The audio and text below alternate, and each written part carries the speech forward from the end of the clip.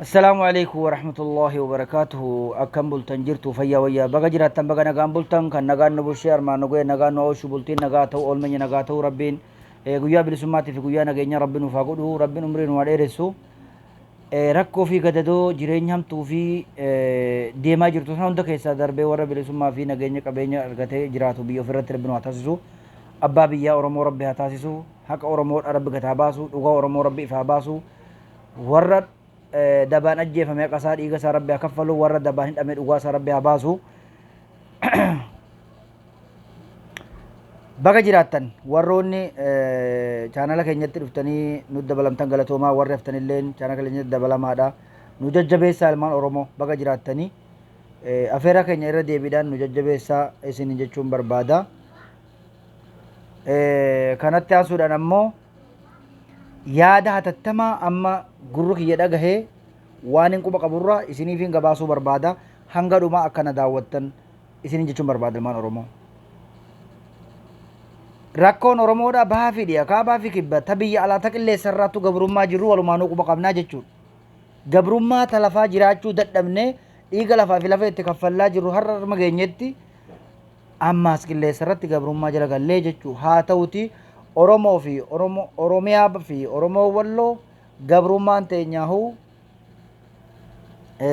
wal addaa jechuudha. Maaliif jennaan Oromoo Walloo bara 400 fi meeqa himataa jira gabrummaa. Mootummaa dhufaa darbaa meeqatti irratti lakkaawwate Oromiyaan bara 150 ol himataa jira jechuudha. Wal adda. Baay'inatti immoo hoolaallees biyya Oromiyaadhaa biyya walitti ijjatee biyya guddaa biyya bal'aa jiraatudha. Biyya of dandahee biyya namni itti deemee irraa fayyadamaa jiru jechuudha. Bilbilli maal na eeshamoo iddoo kanatti. Haa ta'uti Oromoo Walloo immoo arraba ta'etti ilkaan yedduu jiraataa jira. Rakkoo amma uummata keenya mudataa jiruu fi rakkoo immoo bilisiginnaa Walloo keessatti oofaa jirtullee irraa dubbachuun barbaada. Oromoon marti hanga dhumaa akkana dhaggeeffattan isin jechuun barbaada jechuudha. Waan amma rakkoon ilmaan Oromoo Walloo qunname nama Finfinnee irraa kara biyyaa galaa jiru kara godina Walloo irraa kara Finfinnee deemu qunname isiniif himuun barbaada.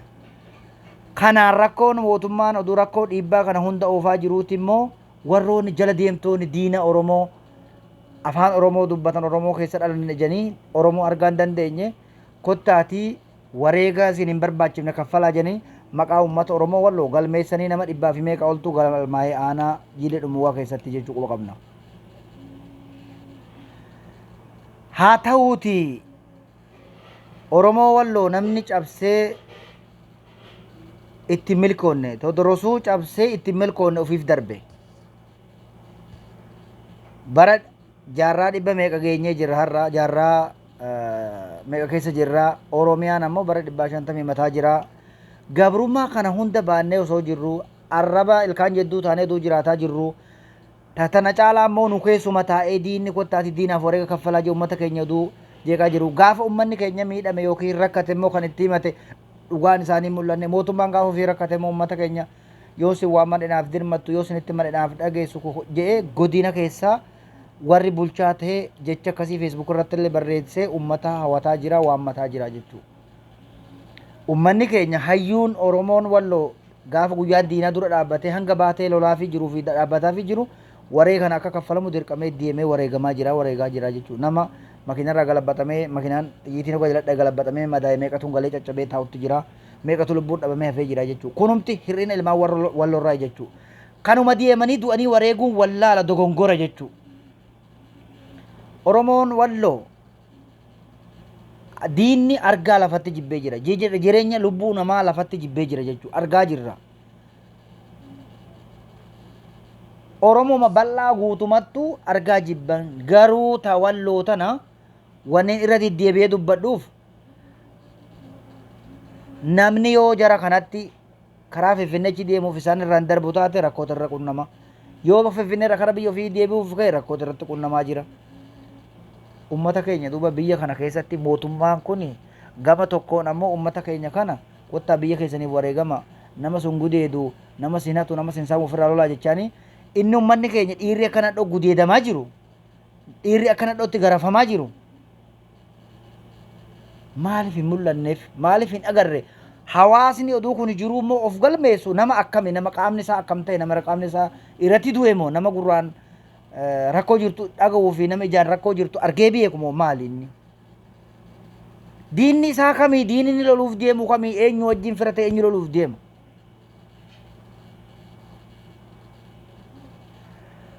dheengadda ijoolleen rakkoo atattamaatiif yookiin haajaa isaaniitiif jecha makiinaa yaabbatanii shawaaroobii bu'an makiinaa xawwaalii deemu dhabanii yookiin makiinaa karaa dheeraa deemu dhabanii kamiseerraa shawaaroobitti yaabbatan shawaaroobitti akka gabbuune inni ilkaan ciniinnatu inni nu laalu inni nu bira darbee nu deebi'u inni gaafii nu gaafatu hanga makiinaa argannu darba biraanitti lafa san dhaabbatu dadhabnee jette ijoolleen fattaftishi gahee bitaaqaan tun kamisee godina yookaan caffaa yookaan godina walloo keessa maqaa dhoonnaan taftishi irra deebeesi fattashamaa gaafii irra deebeesi gaafatamaa maqaan diinni ittiin nu moggaase yeroo hunda shanee jee ittiin walloo cabsuudhaaf dhaabbatu ittiin si waamamee ittiin si arrafamee san hunda dhuddeeti dabartaa shawaaroobii qofa taftisha furu jan sheenarraa kaasee hanga bahaatti federaala jira liyyo heli jira wofaan ofii jedhi qaaloonni ni jira sadii arfaffaa mushakkal ta'eeti wajjin ta'a jan kana hunda irratti ilmaan oromoo walloo yoo kana keessa mul'ate dhiibbaan adda addaa roorroon adda addaa irra gaheeti akkasit darbe darba biranii dabarre eegasanii lubbuu teenya lakkaawwannee finnee baanee jedha kun amma kana amma halkan kana fajirii kana amma halkan kana nama rakkoon cimtuun irra geessee shawaaroobii keessaa lubbuudhaan bahee amma qunnameen isiniif himuuf deema hanga dhumaana daawwadhaa nama makiinaa yaabbatee osoo deemu ummata guutuun gadi bu'a jetteeni oduu gabbuuftuuti ijoolleen tokko gama kamiseeti tokko ijoollee jiilleeti ana jilee dhumuuqa tokko ana dawa caffaa nama lama yookaan ana keenya keessa ijoolleen kuni afaan oromoo dubbatan hoggaa gabbu'an la miila makiinaa namni tarkaanfatee gadi bu'u hayti gaab shaneedhaan akkatti utaalu shaneedhaan akkatti utaalu janiiti ijoollee gosuma uleedhaan tamadan ijoollee uleen tamadan ishiin biraatiis aboogaa qofaa namni kun hin dhaamini anaan na dhayi maal balleesseeti hin dhaamtuu ati kanaas uleedhaan laala waraana mootummaati jechuu namni kun ijoolleen kan himatte kan amaaraa dhaabbatee nu laala namni nu tume oromoodha afaan oromoo dubbata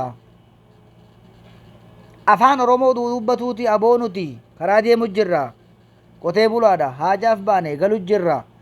wani nu gaafattanis hin jiru wani nu tumtanis hin jiru qorannoo feetan nu gaafadhaa isinitti naasonna sanichi uleen nun dhahina harka nagaa qulqulluu hawaasa nuyi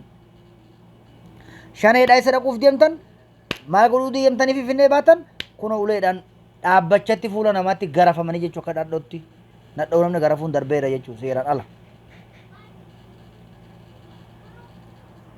warra shifeerotaatiin maallaqa deebisaa fi isin kutaa amma nama tokko hambisan keessa isa kaan isa tumanii isa dhahanii isa dhiitichaan kopheedhaan isa rabsanii hancu fuulatti ufanii dachaasanii isin deemaa janiin ijoolleen makiinaa ooftu yaa wajjii wareega kaffallaa nu ajjeesaa yaa wajjii isaan tumuu fee mucaa kana tumuu feetanii wajjin nu tumaa hidhuu feetanii wajjin nu hidhaa nama gandaati ni beennaa nuti isa dhiifnee gallee bakka itti galluun qabnu jedhanii isaan watwaattaa eeggalanii isa maallaqa fuudheen kaffale jennaan ani hin deebisu jeeni akkasitti hoggaa ijoolleen tun diddee tuura gaajanii mucaa sasaara buusanii hanga fedhanis tumanii hanga fedhanis gaafiitti dhiyeessanii warri nama kuchiisu saaruma kee ta'a jedhan hoggaa biraan dhaqan achi biraan na dhaqanii jarrini nan kuchiifne isaan kun iyyaa'u didanii booda akkasitti booda waliin gallee ishimti oromoo sun amma feetana tumtee na deebiftee makiinatti jee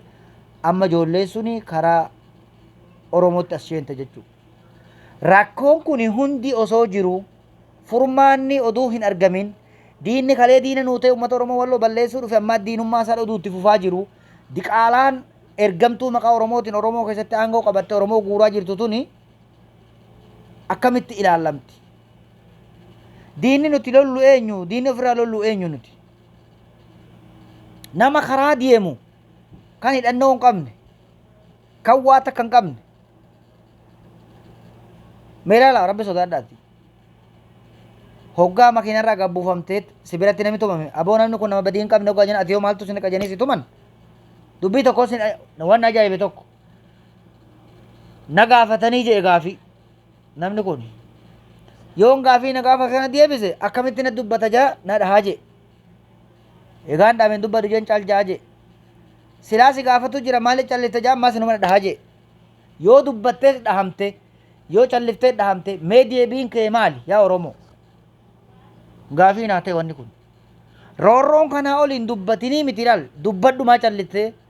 dubbatte immoo maali na deebifte dubbii maa na dubbatte akkasiin rukutamaa oduu jirtu wanni ati wareega eenyu kaffaluu deemta eenyu wajjin wareega kaffaluu deemta biyya ofii irratti mataa ofii taate jiraatu Oromoo Walloo of tahee jiraatu Oromiyaanis ammoo diina kana yoo dhaabbatee waraana isaa jala dhaabbatee waraana isaa bira dhaabbatee diinni kun hanga barbadaahutti hin qabsaahin nageenya Oromootu hin jiru Oromiyaanis hin jiru waan beektanii wallaalle Todoros gaafa Walloo cabsee afaan Walloo jijjiiree amantii Walloo hanga danda'e balleesse oduutti milkaa'in ofii bade Minilikiif mijjeesse karaa jechuudha. Gaafsan Oromiyaatti darbee immayyee ta'ee jechuudha amma namni sun faaruun isaadha immayyee Minilik kan ta'e jechuudha waan biraatiif miti. Ilmaan Oromoo kan bowwaran akka zibaalaa konkolaasaati kaan rasaasan kuchiisaati kaan abileen kuchiisaati kaan eeboon kuchiisaati har'a afne ammaas wanni kun yoo oduu ati karaa deemtuu miilli mootummaadhaa taftishaa dhaabbate gabbuusee si tumu duuba namni akka hanga yoomi wanni keenya yoo hakima deemne dhiphannee yoo nagaaf deemne dhiphannee yoo rakkannee deemne dhiphannee biyyattiin maqaan teenya biyya ofii keessatti namni jireenya karaa galee bahee galuun dhabutti jiru kana keessatti kottaatii wareega kaffalii jedhan eenyutu nuuf diina eenyu nu gudeedaa jira eenyu nu saamaa jira mee wanni nuti wareega kaffalluuf maali eenyuuf wareega kaffaluuf deemna mee kanaafuu fayyaataa jiraadhaadha dubbii kanas dhagaa jechuu barbaadee ilmaan Oromoo Walloo mee intumuruttan darba rakkoo kana keessa amma ijoolleen biyya na gabbuutu jira ijoolleen tun faraddee hoggaa gabbuutetti mee waan kana akkam godhama wanni kun hoggaa ijoolleen tun gabbuutetti namni kun akkam akka ta'u hidhaa sheena moosii Finfinneetti hidhamamu moo gara biyyaa gala hoggaa galutti karaa kanatti ammas ni tumama ni reebama namumti karaa kana deemu hundi rakkoon kun hundi irruma gaha jechuu qoodi isaadha yeroo hunda sun yoo bilisummaan namatti kan dhagamu taate namni ni tattaafata ni wareegamas ni wareegaas akka dhiiraa ta'eeti garuu akka dhiiraa tuduun taane akka nadhootti namni harka qullatu karaa deemuma keenyarraa buufamee tumamuun